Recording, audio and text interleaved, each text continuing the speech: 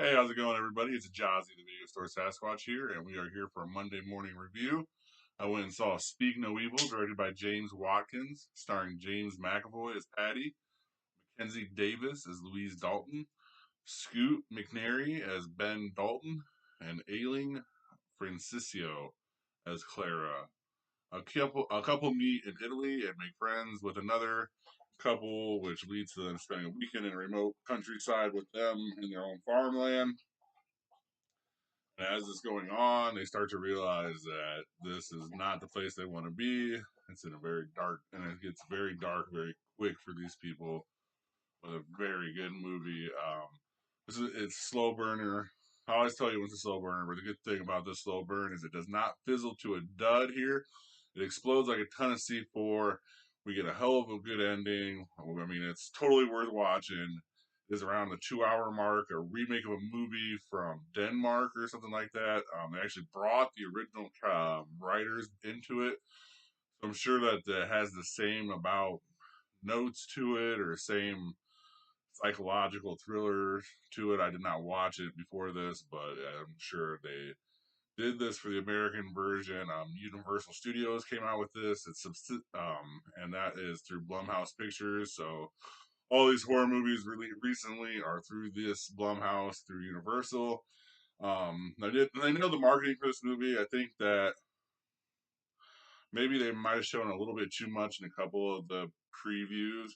But I think that we had to know that it was going to take a dark twist. I mean, because I want to say there's a twist to it. But there's no real twist to it because we know what it is because we watched the previews. Like the twist would be the other couple really being the psychopaths. You know what I mean? But we don't want to get it. It's pretty straightforward. Um, I mean, and there's five, six actors, two child actors, four adult actors, and so it's really hard when you have a small cast like that. We always think of like Phone Booth and other movies where it's one or two people and they have to carry the movie, and this cast carries the movie very well. Mackenzie Davis plays this role very naturally. Louise here, I mean, she really, I can't compliment her more than that. She dresses down to be a regular mom, but she's still fashionable. And that's kind of a role because she was a PR director. She gave up her job here. You kind of believe everything she is, and then like her reactions to her character's face, like just her facial reactions to some of the stuff is just like, it makes a lot of the movie darker and better. The kids in this movie are amazing. The kid who plays Aunt is very believable, and the girl who plays Agnes, being scared, and I just would like to see her actually around James McAvoy. I wonder how he took to that. Like maybe he was like maybe meaner to them, or I'd like to hear that kind of story through him. Maybe I should like watch some of the stuff because I'd like to see how he got them to be so terrified of him, especially Ant. Ant looked like if James McAvoy would look at him wrong, he'd flinch in real life. So I really kind of want to know how he got that. That's pretty impressive. I always say it. It's the best and easiest way to do it is have the children be your unreliable character. You're unreliable to the rest of the cast, but you're watching it through their eyes. So you don't ever really know if what they're doing is make believe. But in this movie, it's pretty straightforward that it's not. There's madness to it, but it's easier for the parents to write children off. It's easier for the adults to write children off than another adult. So these will always be a thing, and it always works perfect. When it works perfect. And this is one of those movies where it works perfect. Ailing Francisco is the perfect Clara to James McAvoy's Patty. I am telling you, like, I think that I have a couple theories about knowing actors and actresses. And with James McAvoy, everyone's going to know who he is, but kind of having Mackenzie Davis, Scoot McCary, and Ailing Francisco here and the two children help play it because we don't really maybe I mean for me mostly we don't really know who they are. So it's easier for us to sit back and be like, hey, that's not Mackenzie Davis, that's Louise. So when you get her here, this Aileen Francisco playing Claire to James McAvoy's just a complete psychopath. Her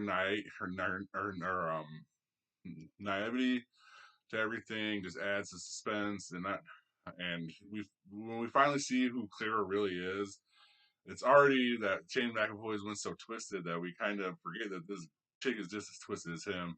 It's freaking perfect, and I love that she even tries to blame it on him when you really they're really both working together. There's no mistake about that. And the performance of the year so far in a lot of these movies I've seen, or I'm just going to say in all the movies I've seen, is James McAvoy. I mean, goddamn, always look what the camera is showing you in horror movies and stuff like that because you're going to see background, and in this movie you see him in the background, you see him learning, you see him. Oh, that makes him tick, and now you're like Ant over here. You know that makes him tick, so now you're on edge because you know that character is doing something that's gonna make him freaking psychopathic. That's gonna make him go off, and when he goes off, no one's gonna have a good time. So that's the whole slow burn of this is just watching him kind of play with his food. I think is the best analogy they bring in the movie. I think that's the best analogy here. He he gets these people to trust him, and after he gets the people to trust him, he then kind of sees where he can push it, and as he's pushing it, that's it's so perfect. I don't even think there's anyone who could have played this better than McAvoy. There probably is, but and another thing is that when I say look at what you show you, when you first meet McAvoy, you don't assume him to be a tough guy. It's kind of like I said in Josh Hartnett's Trap and stuff like this. You don't assume McAvoy to be tough. Then all of a sudden you're at the cliff and he's taking off his shirt, and this dude's about as big as a WWE wrestler. You're like, wait a minute, what the hell? And then we start to see the bruises on the wife. So we start to just kind of unwrap this whole onion of a character and this whole onion of a movie. And as far as James McAvoy being the psychopath and all this, Scoot McNairy's freaking cuck husband approach to his character is the exact opposite. So we have the Ying over here with McAvoy, and we have the Yang over here with Scoot. And that's what a lot of what this movie is Scoot's trying to find his balance to be better and stuff like this, as to where McAvoy is a psychopath. He's already hunting. He's already doing all these things he's trying to do. So that's basically what I'm saying is they just worked very well, perfectly. They were both played off each other very well. Awesome movie. We watch McAvoy as a psychopath literally prey on his victims is the best way that I can say it. That's how I finally got it out. That's what I meant. I give it a B plus everywhere. Thriller overall. This movie definitely deserved to be in the top 10. It is in the top 10. I put it in number 5. It has to be in the top 5. A lot of these are recency bias. This movie, I think, would have made it maybe not 5 like it is now, but it would have made it. It'd still be on the list today because it would have got high enough in the beginning, and it would have just kind of not had enough people knock it down. So, the movie is very good. Definitely, I recommend it 100%. It's perfect because 3 days from now you're gonna be able to rent it, and it will be Halloween time. So you might have to pay the full price for it, but you don't have to go to the theater for it. So that's something to think about when you're thinking about it. But I recommend just going to the theater for it. I think I looked at it, had a $15 million budget, and it was at $20 million at the end of the night. Like I said, because I go to these movies on the last Sunday showing in the Midwest, so we were pretty much have the numbers by the time I get back home. So that's about right. And let me know what movie you saw in the week in the comment. Have a good rest of your day or night. Please like and subscribe, and thank you very much for watching, guys.